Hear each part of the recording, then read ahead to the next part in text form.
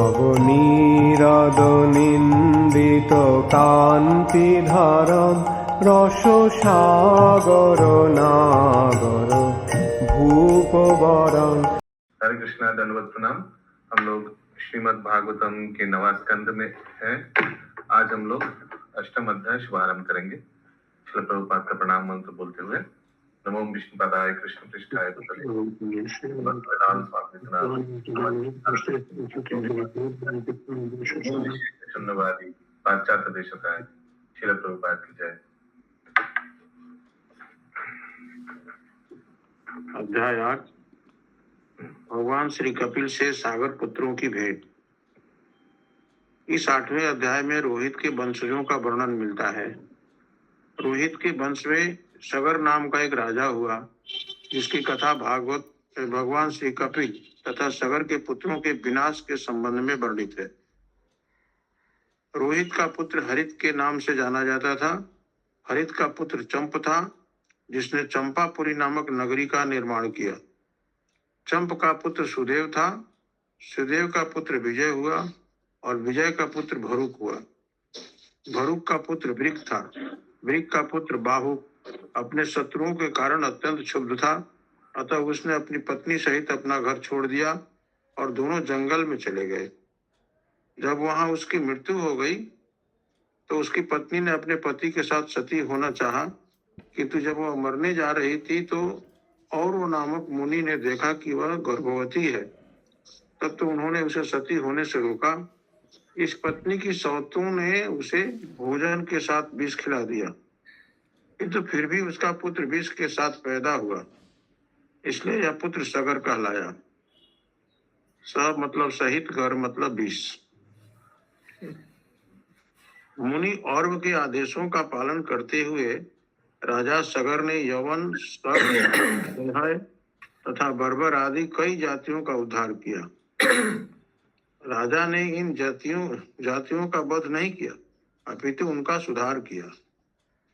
सगर ने औरव के आदेशों के अनुसार अश्वमेध यज्ञ संपन्न किए, किंतु इस यज्ञ हेतु जिस घोड़े की आवश्यकता थी उसे स्वर्ग के राजा इंद्र ने चुरा लिया। राजा सगर की 2 पत्नियां थीं, सुमति और केसिनी। इस घोड़े की अन्वेषण करते हुए और सुमति के पुत्रों ने पृथ्वी की सतह बहुत दूर तक खोद डाली और इस प्रकार एक खाई बन गई, जो उसके पश्चात सागर कहलाई। इस अन्वेषण के दौरान उनकी भेंट महापुरुष भगवान श्री कपिल से हुई। उन्होंने सोचा कि इसी व्यक्ति ने घोड़ा चुराया है। ऐसे अपराधपूर्ण विचार से उन्होंने उन पर आक्रमण कर दिया, किंतु वे सभी जलकर राख हो गए। राजा सगर की दूसरी पत्नी केसिनी के एक पुत्र था, जिसका नाम असमंजस था। जिसके पुत्र अंशुमान ने अंत में घोड़े का पता लगा लिया और अपने चचेरे भाइयों को छुड़वाया। भगवान श्री कपिल के निकट जाकर अंशुमान ने देखा कि एक ओर यज्ञ का घोड़ा है और दूसरी ओर राख का ढेर है। अंशुमान ने भगवान श्री कपिल की स्तुति की। इससे प्रसन्न होकर श्री भगवान कपिल ने उसका घोड़ा लौटा दिया, किंतु घोड़ा वापस पाने के बाद भी अंशुमान भगवान श्री कपिल के समक्ष खड़ा रहा। भगवान श्री कपिल समझ गए कि अंशुमान अपने पितरों के उद्धार हेतु प्रार्थना कर रहा है। इस प्रकार भगवान श्री कपिल ने उन्हें कि वे गंगा के जल से उद्धार पा सकते हैं। तब अंशुमान ने भगवान श्री कपिल को सादर नमस्कार किया, उनकी प्रदक्षिणा की और घोड़ा लेकर यज्ञ स्थल की ओर कूच किया। जब राजा सगर ने यज्ञ समाप्त कर लिया, उसके पश्चात उन्होंने अपना राज्य अंशुमान को सौंप दिया और के उपदेशों का पालन करते हुए मोक्ष प्राप्त किया। हरे कृष्ण।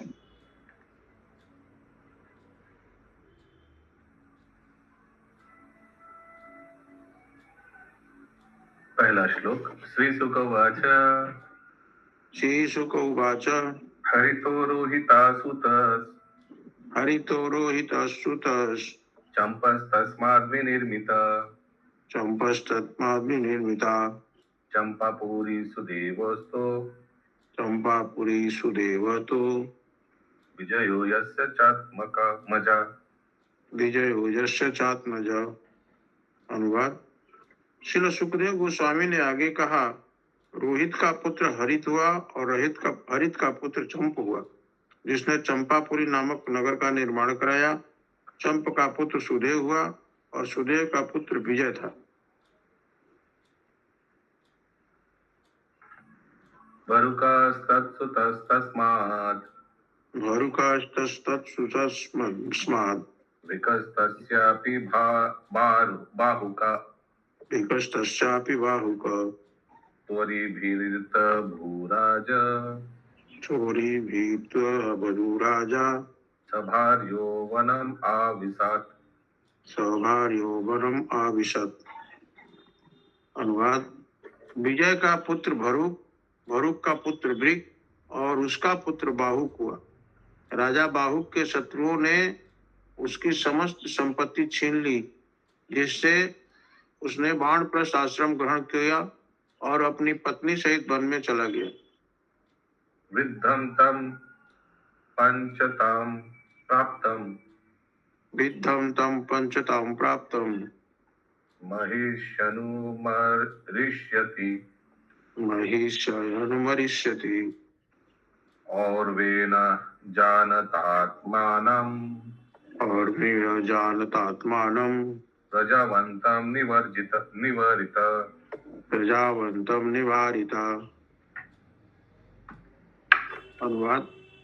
जब बाहुक वृद्ध होकर मर गया तो उसकी एक पत्नी उसके साथ सती होना चाहती थी, किंतु उस समय औरव मुनि ने यह जानते हुए कि वह गर्भवती है, उसे सती होने से मना किया। अन्यायस्यति सपत्नीभिः आज्ञायाश्च सपत्नीभिः गरो दत्तो अंधसा सह गर्भो दत्तो अंधसा सह सह तेनैव संजात सह तेनैव संजात सागराख्यो महायसा सागराख्यो महायशा सागरचक्रवर्त्यासीत् सागर चक्रवर्त्यासीत् सागरो यत्सु ते कृत। सागरो जत्सुते कृत। बाहुक की सपत्नियों ने यह जानते हुए कि वह गर्भवती थी, उसको भोजन के साथ विष देने का षड्यंत्र किया, लेकिन यह फलीभूत नहीं हुआ, किंतु इस विष सहित एक पुत्र उत्पन्न हुआ जो सगर अर्थात विष सहित कहलाया। आगे चलकर सगर सम्राट बना। गंगा सागर नामक स्थान उसके पुत्रों द्वारा खोदा गया था। यस्तालजंघान यवनान जस्तालं जंघान जवनान चक्रान चकान एहाय बारबरान चकान है बर्बरान नावधित गुरु वाक्येन चक्रे विकृत वेशिना मुंडान चमश्रु धारान कांचिन मुंडांचम अश्रुधरान कांचिम मुक्त केशार्ध मुंडितान अनंतवार्षस कांचित अबहिर्वाससो अपरान। अनुवाद। सगर महाराज ने अपने गुरु और के आदेशानुसार तालजंग, जवन, शक, है तथा बर्बर जातियों के असभ्य लोगों का वध नहीं किया, अपितु उनमें से कुछ को बेढंगे वस्त्र पहनने को बाध्य कर दिया, कुछ के सिर घुटवा दिए लेकिन मूछें रखने दी, कुछ के केसों को खुलवा दिया, कुछ के सिर आधे घुटवा दिए, कुछ को बिना भीतरी वस्त्र के कर दिया, कुछ को बाह्य वस्त्रों के बिना करा दिया। इस प्रकार ये जातियां भिन्न भिन्न वस्त्र धारण करने हेतु बाध्य की गई, किंतु राजा सगर इन्हें मारा नहीं। स्वस्वामेधेर अयाजात सो अश्वमेधर्यत जत सर्ववेद सुरात्मकम सर्ववेद सुरात्मकम और वो पादिष्ट योगेना और वो पादिष्ट योगेन हरिम आत्मनाम ईश्वरम हरिमात्मानम् ईश्वरम् तस्योत्कृष्टं पशुं यज्ञे तस्योत्थिष्टं पशुं यज्ञे जहारास्वां पुरंदरा। जराराश्वं पुरंदर। और मुनि के आदेशानुसार सगर महाराज ने अश्वमेध यज्ञ संपन्न किया और इस प्रकार पूर्ण पुरुषोत्तम भगवान को प्रसन्न किया, जो शुद्ध नियंता, समस्त विद्वानों के परमात्मा तथा सभी वेदों के ज्ञाता हैं। किंतु स्वर्ग के राजा इंद्र ने यज्ञ में बलि दिए जाने वाले घोड़े को चुरा लिया। सुमत्यास्तनया दृप्ता सुमत्यास्तनया दीप्त्या पितुरादेशकारिणा पितुरादेशकारिण अयम् अन्वेषमानस्ते अयम् अन्वेषमाणास्ते समन्ताम् न्याखनान् महिम्। समन्तानन्य खनन महिम।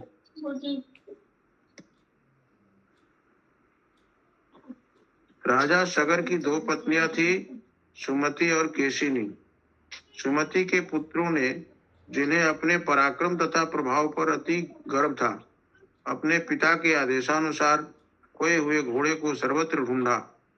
ऐसा करते हुए उन्होंने पृथ्वी को बहुत दूर तक खोद डाला।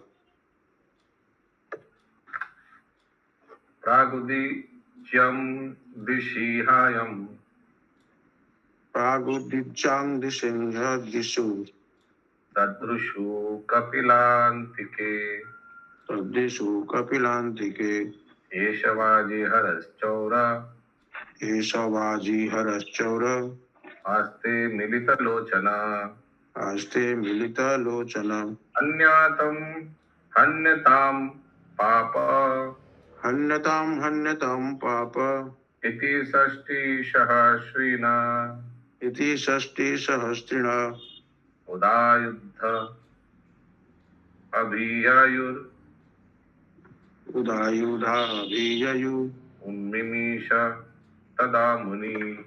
उन्मिमेष तदा मुनि। तत्पश्चात जब उन्होंने उत्तर पूर्व दिशा में भगवान श्री कपिल के आश्रम के निकट घोड़े को देखा, तो वे बोल उठे, यह रहा घोड़ा चोर। क्या आंखें बंद किए बैठा है? यह निश्चय ही बड़ा अपराधी है, पापी है, मारो मारो इसे। इस प्रकार चिल्लाते हुए सगर के 60,000 पुत्रों ने एक साथ अपने हथियार उठा लिए। जब वे मुनि के निकट पहुंचे तो मुनि ने अपनी आंखें खोली।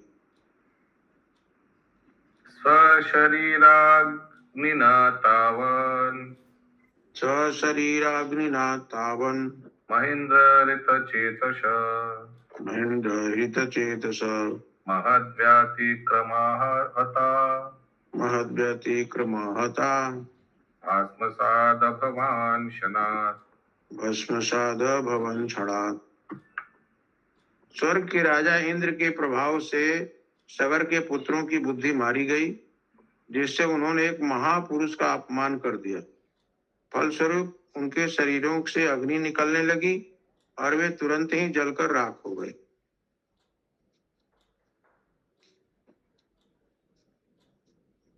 तात्पर्य, यह भौतिक शरीर पृथ्वी, जल, अग्नि, वायु तथा आकाश का मेल है। शरीर के अंदर पूर्व से ही अग्नि रहती है और हमें इसका व्यावहारिक अनुभव है कि इस अग्नि का ताप घटता बढ़ता रहता है। सगर महाराज के पुत्रों के शरीरों के अंदर की अग्नि इतनी दग्ध उठी कि वे सब जलकर भस्म हो गए। एक महापुरुष के प्रति दुर्व्यवहार करने के कारण अग्नि का ताप बढ़ गया था। ऐसा दुर्व्यवहार महत् व्यतिक्रम कहलाता है। वे सभी अपने स्वयं के शरीरों की अग्नि से मर गए, क्योंकि उन्होंने एक महापुरुष का अपमान किया था। न साधुवादो मुनिकोपभर्जिता न साधुवादो मुनिकोपभर्जिता निपेन्द्रपुत्र इति सत्वधामिनि मणि निपेन्द्रपुत्र इति तत्त्वधामनि कथं तमोरोषमयं विभाव्यते कथं तमोरोषमयं विभाव्यते जगत्पवित्रात्मनि रजो भुवा। जगत पवित्रात्मनि खेरजो भुव। कभी कभी यह तर्क दिया जाता है कि राजा सगर के समस्त पुत्र भगवान श्री कपिल की आंखों से निकली अग्नि से भस्मसात हुए थे, लेकिन विद्वान पुरुष इस मत की पुष्टि नहीं करते, क्योंकि भगवान श्री कपिल का शरीर नितांत सात्विक था। अतएव उससे क्रोध के रूप में तमोगुण प्रकट नहीं हो सकता। जिस प्रकार निर्मल आकाश को पृथ्वी की धूल दूषित नहीं कर सकती। यशीरिता सांख्य मयि दृढेहानौर् जस्से ऋता सांख मयि दृढ़े धरो याया मुमुक्षुस्तरते दुरात्ययम् जया मुमुक्षुस्तरते दुरत्ययम्। भवार्णवं मृत्युपथं विपश्चित भवार्णवं मृत्युपथं विपश्चित परात्मभूतस्य कथं पृथन्मति परात्मभूतस्य कथं पीडन्मति। भगवान श्री कपिल ने इस भौतिक जगत में सांख्य दर्शन का प्रवर्तन किया, जो अज्ञान रूपी सागर को पार करने हेतु एक मजबूत नाव है। निस्संदेह भवसागर को पार करने के इच्छुक व्यक्ति को इस दर्शन का आश्रय ग्रहण करना चाहिए। ऐसे महापुरुष जो आध्यात्म के उच्च पद को प्राप्त हो के लिए एक मित्र तथा शत्रु में कोई अंतर कैसे हो सकता है।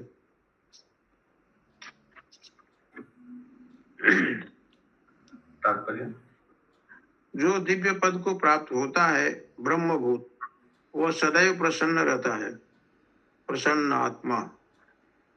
वह इस भौतिक संसार में अच्छे तथा बुरे के मिथ्या अंतर से अप्रभावित रहता है।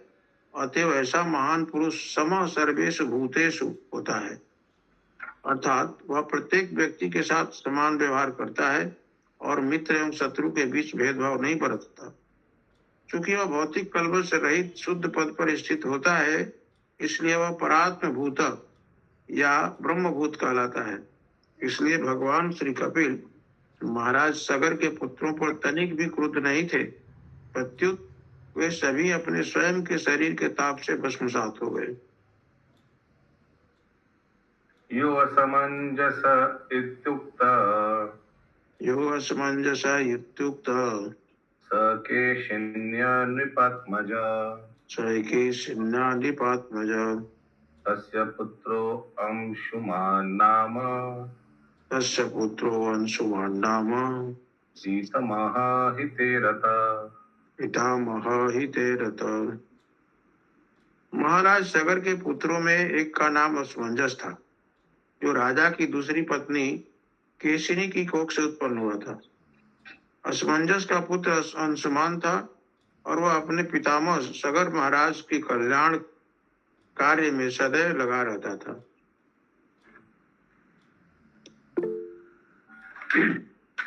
हाँ बोलिए। हरे कृष्ण प्रभु, यहाँ पर जो ये जलकर राख हो गए, तो भगवान कपिल क्रोधित भी नहीं थे, राजा इंद्र यहाँ थे भी नहीं, तो इनमें ऐसी कौन सी प्रतिक्रिया हुई जो खुद की अग्नि से जल गए। वैष्णव अपराध। अच्छा, ओके। असमंजस आत्मनाम असमंजस आत्मानं दर्शयान असमंजसम दर्शयन् असमंजसं जाति स्मर पुरा संगात जाति स्मरः पुरा संगात् योगी योगात विचालित योगी योगात् विचालितः आचरन गर्हितं लोके आचरन् गर्हितं लोके ज्ञातिनां कर्म विप्रियम ज्ञातीनां कर्म विप्रियम् सरयु सर सरैवं सरेवां क्रीडतु बालान् सरैवा क्रीडतो बालान् प्राश्यत् उद्विजयान् जनान्। प्रसर्दुर्दुवे जयन् जनम। असमंजस पिछले जन्म में एक महान जोगी था, किंतु कुसंगति के कारण वह अपने उच्च पद से नीचे गिर गया था। अब इस जन्म में वह राज परिवार में उत्पन्न हुआ था और जाति स्मर था, अर्थात वह अपने पूर्व जन्म को स्मरण करने में समर्थ था। फिर भी वह अपने आप को दुर्जन के रूप में दिखलाना चाहता था, अतः वह ऐसा कार्य किया करता था जो जनता तथा उसके परिजनों की दृष्टि में गर्हित तथा प्रतिकूल होता। वह सरजू नदी में खेल करते बालकों को गहरे जल में फेंक कर उन्हें तंग करता रहता था।